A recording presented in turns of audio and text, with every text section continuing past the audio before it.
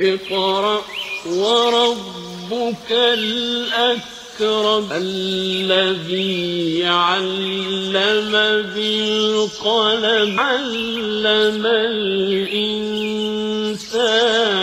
ما لم يعلم. بھٹکل عام شاہراہ پر پیش آیا سنگین سڑک حادثہ، 5 افراد زخمی. علیحدہ تلنگانہ کی تشکیل کے باوجود دلت اور مسلم اب بھی انصاف سے محروم. نجیب کی گمشدگی معاملہ تحقیقات کے لیے CBI ٹیم JNU پہنچی. ممتا بینرجی اقوام متحدہ کنونشن سے خطاب کریں گی. تقریب میں مختلف ممالک سے 500 نمائندے کریں گے شرکت. مشتبہ شخص نے اپنی کار پولیس کی گاڑی سے ٹکرا دی. پولیس کی فوری کارروائی میں مذکورہ شخص مارا گیا. سعودی بحریہ کی کارروائی میں ایران کے 3 اہلکار گرفتار. اسلحے سے لدی کشتی بھی ضبط. اب خبریں تفصیل سے. بھٹکل یہاں نوائد کالونی اہم شاہراہ پر پیش آئے ایک سنگین سڑک حادثے میں 5 افراد کے زخمی ہونے کی واردات آج دوپہر 3:30 بجے پیش آئی ہے. فکر و خبر کے مطابق منگلور سے مردیشور کی جانب جا رہی کار کا ٹائر پھٹ جانے سے بے قابو ہو کر رکشہ اور 2 بائک سے تیز رفتاری کے ساتھ ٹکرا گئی، جس کی وجہ سے بائک پر سوار ایک نوجوان شدید زخمی ہو گیا، جبکہ رکشہ پر سوار افراد کو بھی چوٹیں پہنچی ہے. زخمیوں کی شناخت بائک پر سوار شنکر کورگا موگیر عمر 29 سال مقیم تنگنڈی، جبکہ رکشہ پر سوار زخمی افراد کی شناخت رکشہ ڈرائیور ماروتی شٹی عمر 61 مقیم تنگنڈی، سائی مڑیا عمر 14، سمید ملا عمر 15 مقیم جامعہ آباد، لکشمی درگپا عمر 47 کی حیثیت سے کر لی گئی ہے. بائک پر سوار شنکر اور رکشہ ڈرائیور ماروتی شٹی کو سخت چوٹیں پہنچی ہیں، جنہیں سرکاری اسپتال میں ابتدائی طبی امداد کے بعد شنکر کو منی پال جبکہ ماروتی کو کنداپور منتقل کیا گیا ہے. کار پر سوار سبھی افراد محفوظ ہیں. پولیس تھانے میں معاملہ درج کر لیا گیا ہے. حیدرآباد جناب ظہیر الدین علی خان نے کہا کہ ریاست تلنگانہ کی تشکیل کے بعد بھی دلت اور اقلیتی طبقات ہنوز انصاف سے محروم ہیں. انہوں نے مزید کہا کہ صرف خاص اور آصف صابع حضور نواب عثمان علی خان بہادر کی 1,00,000 ایکڑ اراضی جو حکومت نے ضبط کی تھی اس کو سرکاری طور پر برسوں سے استحصال ہوتا آ رہا ہے، جبکہ ریاست میں دلت اور اقلیتی طبقات کی اکثریت اپنے گھر سے محروم ہے. لہذا حکومت تلنگانہ کو چاہیے کہ وہ حسب وعدہ معاشی پسماندگی کا شکار دلت اور اقلیتی طبقات کے لیے ایک گھر فراہم کرے، ورنہ ریاست تلنگانہ میں کھلی اراضی جو سرکاری کہلائی جاتی ہیں وہ سرمایہ داروں اور سیاسی قائدین کی ذاتی ضرورتوں کی تکمیل کا ذریعہ بن جائے گی. تلنگانہ جوائنٹ ایکشن کمیٹی کے زیر اہتمام میاں پور لینڈ اسکام کی CBI کے ذریعے تحقیقات کے مطالبے پر منعقدہ گول میز کانفرنس کے بعد سوماجی گوڑا نے میڈیا سے بات چیت کرتے ہوئے ان خیالات کا اظہار کیا تھا. پروفیسر کودانڈرام، مسٹر گوپال شرما رام کرشنا ریڈی اور دیگر نے بھی اس پریس کانفرنس سے خطاب کیا.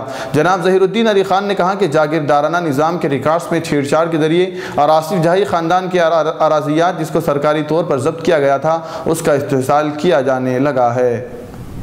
نئی دہلی CBI کی ایک ٹیم نے جواہر لال نہرو یونیورسٹی کا دورہ کرتے ہوئے یہاں کے طالب علم نجیب احمد کے لاپتہ ہو جانے کی تحقیقات شروع کی ہیں.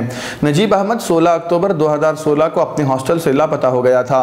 CBI کی ٹیم نے ان الزامات کی تحقیقات کر رہی ہے کہ نجیب احمد اور ABVP کے طلباء کے مابین ماہی مانڈوی ہاسٹل کے قریب جھگڑا ہوا تھا. اس کے علاوہ CBI کی ٹیم ان حالات کا بھی جائزہ لے رہی ہے جن میں جھگڑا ہوا تھا اور پھر بعد میں نجیب احمد لاپتہ ہو گیا تھا. ذرائع نے بتایا کہ CBI ٹیم کا امکان ہے کہ مشتبہ افراد سے اور ان افراد سے بھی ملاقات کرے گی جن کے نام اس مسئلے میں سامنے آئے ہیں.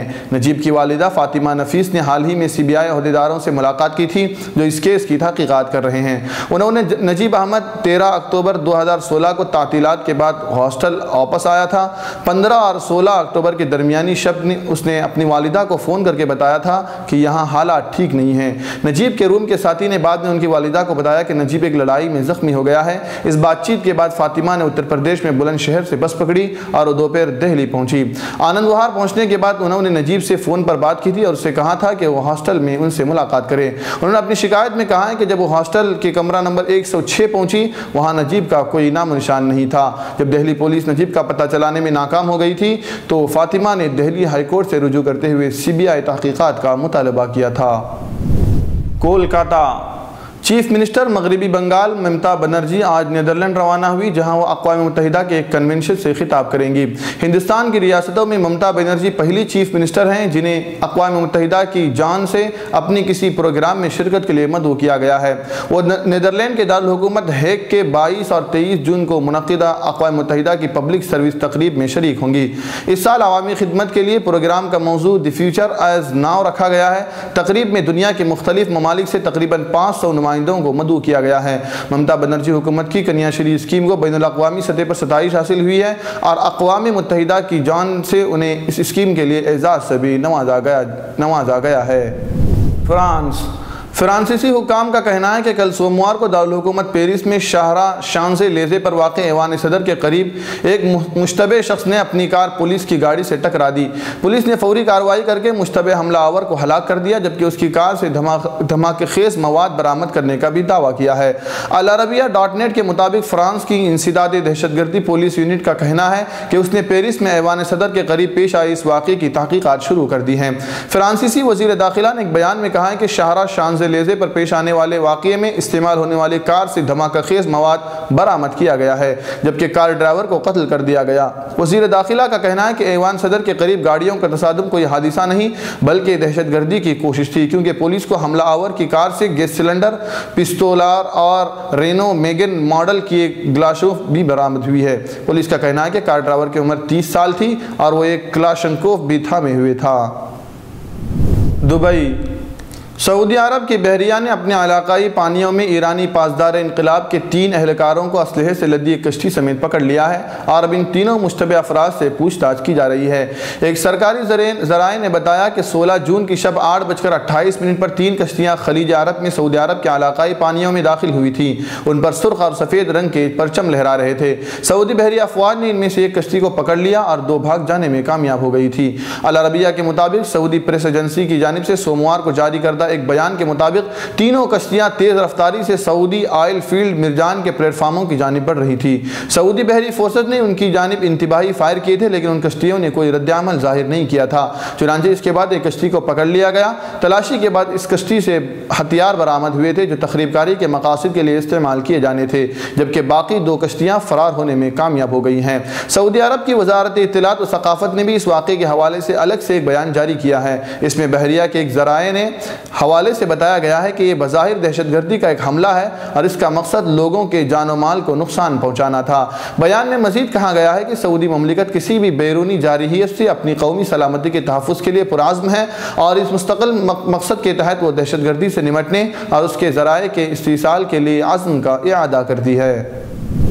کیا آپ اپنے نئے گھر کے لیے ڈائننگ ٹیبل کھوج رہے ہیں؟ Sofa set, tea table, cabinet الماریوں سے اپنا نیا گھر سجانا چاہتے ہیں تو جلدی کریں۔ مدینہ کالونی میں واقع علی ایجوکیشنل بک ہاؤس میں آپ کو رعایتی داموں کے ساتھ بہترین اور عمدہ کوالٹی کے sofa set, dining table, cabinet الماریاں، ٹی ٹیبل اور نت نئے ڈیزائن کے آپ کے پسند کے فرنیچر دستیاب ہیں۔ جلدی کیجئے، محدود اسٹاک ہے۔ رابطے کے لیے اس نمبر کا استعمال کریں 8150939399۔